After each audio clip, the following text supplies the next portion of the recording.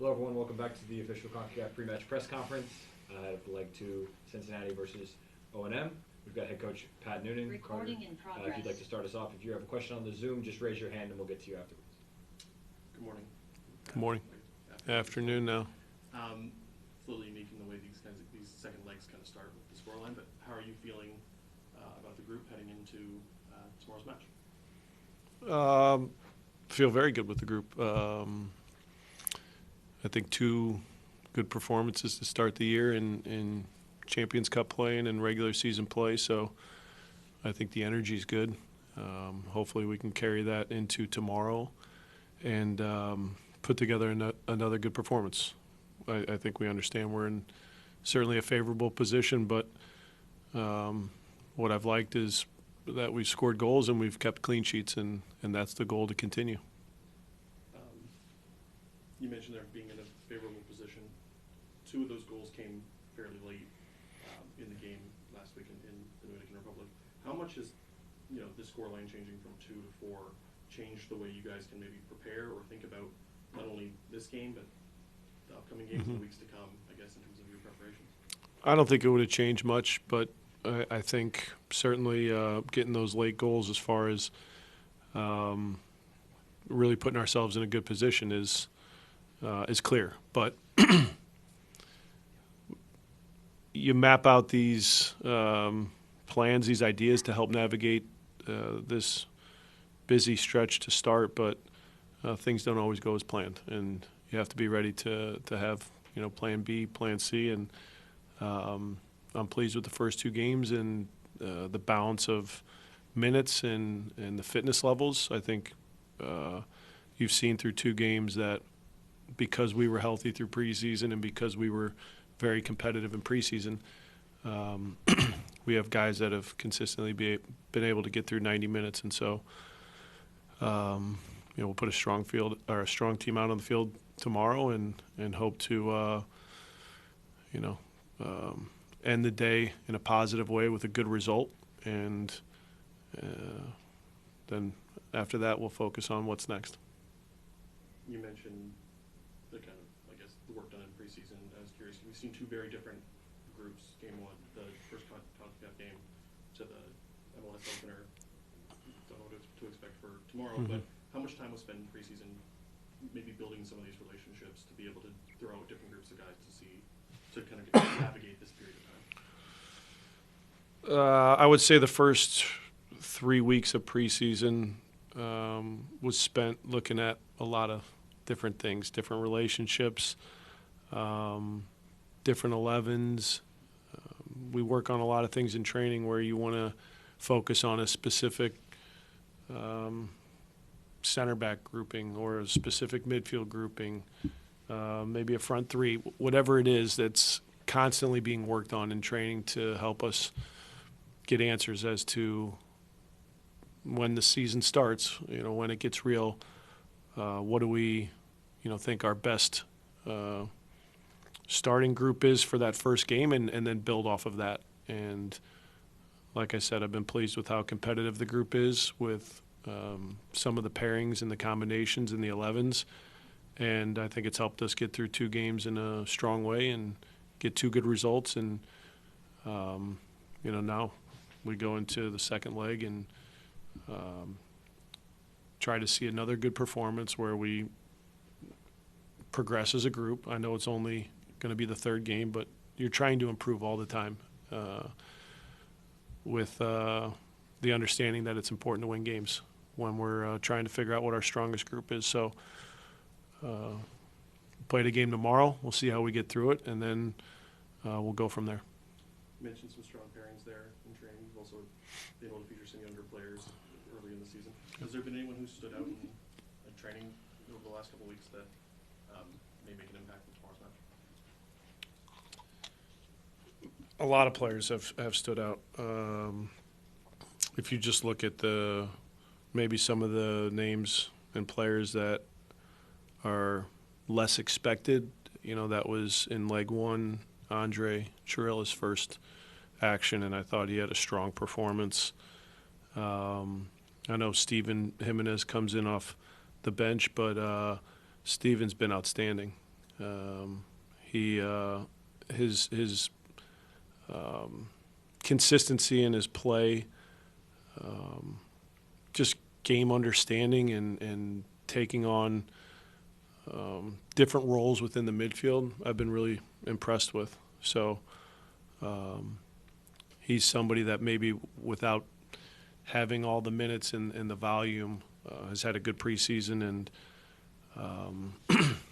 he stood out for good reasons. I've mentioned Dotto. Obviously, he had more minutes after Evander went down. So I think another good performance from him. And then they're not younger players, but I think Obi and Brian Anunga have been outstanding, and had a very strong first leg. So those are a few of the names, but I'm sure along the way that there's been recognition for a lot of other guys because I think there's been a good competition and guys ready for minutes. Kind of on the flip side of that same coin, you've now seen O&M once before. You maybe have a better sense of what you're expecting. Mm-hmm. Is there anyone in that group that stands out to you as something you really have to identify or stop, or just stands out as a player? I mentioned their front three. I know Ramirez was injured, so with Caicedo in there was maybe a difference there, and then Trincado in the middle, I thought was strong. Melo is their I think most experienced player and captain, but with us stepping up our pressure, we talked about their front three specifically and dealing with the play in behind. But they also have the technical players in the midfield, Coelho as well, another one. So enough players that can cause problems. So that was the message prior to leg one, and it doesn't change. We obviously have a better understanding of what it looks like after one game. So the focus is going to be on our play and making sure that, especially in the early stages, our approach is to try to get the first goal and make sure that we have the early momentum in this game and take it away from them. We'll go to the Zoom now and Laurel Failer. Laurel, you can go ahead. Thank you, and sorry I'm not there today. No problem. Is there any update on Evander with his images that he was supposed to get yesterday? Yes, that came back. That was positive news, and he won't feature tomorrow. We'll see about the weekend, but it wasn't anything severe, so it'll be how he gets through this next few days, but fairly minor, but also it has to be how he responds, when he's back on the field. So good news there. Do you have to, when there's maybe a little bit of question about Evander's health, do you have to protect Dotto a little bit in this kind of situation where, it sounds like you're not expecting Evander to be out long, but right. Do you have to manage Dotto a little bit? Just to be it's something we think about, but for me, despite the injury to Evander, that's short term. There's still a plan for guys with minutes and keeping them sharp and fresh. Sure, you could take away risk based on the first leg and where we're at, but I also think it's important that when you're trying to protect someone, just taking them off the field or limiting their training minutes, that doesn't keep the rhythm. If you looked at from when Dotto played that game till if he was to feature against Minnesota, if you just protect him all week, for me, he doesn't stay sharp and he doesn't get pushed the right way. So you try to limit the risk in the right ways, but you still got to have these guys playing, and it's something that we have talked about, certainly with the news coming back with Evander and knowing that won't be anything long term. It helps inform just what it's going to look like with how long he's out, which isn't long, and then then I guess you could talk about the risk of playing Dotto, not playing Dotto. But I'm comfortable with him being available and ready tomorrow. I'm comfortable with the group, with or without both of them, because we have a lot of ways that we can step on the field and be confident to go and perform. So in the moment, I don't think it's necessary to protect Dotto. And then, sorry to ask all the injury questions, but how you said you wanted to see Matt over a stretch of 3 to 4 days. So how is he looking at this point? And is he potentially a candidate to get some playing time tomorrow? He's had 2 good days. Tomorrow will not feature. So I think that's just based on the 2 days and still not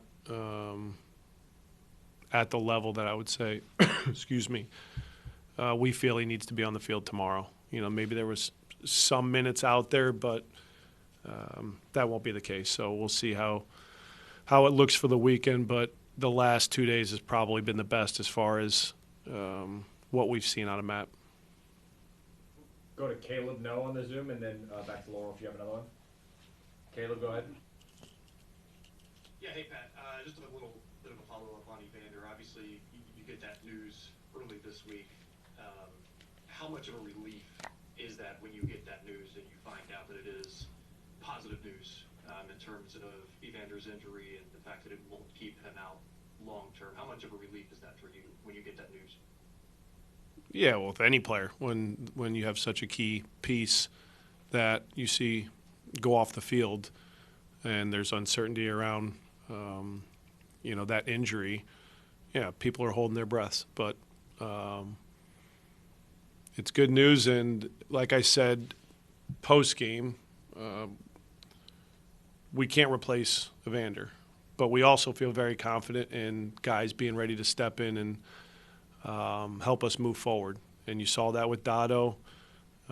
If it wasn't Dotto, it's the next guy. We have enough pieces where we feel confident that we can still be a strong team. So you never want to see guys go down, especially guys that have contributed at the level that Evander has. And it's good news, and we'll make sure that we progress him the right way to get him out there as soon as possible and eliminate the risk of that being too soon. But we'll also lean on him. He knows his body, and it's good when you get that report back, and the person delivering the news knows that it's going to be received in a good way by everybody. So, like I said, it won't be long. We'll just have to determine if that's this weekend or the following. Thank you.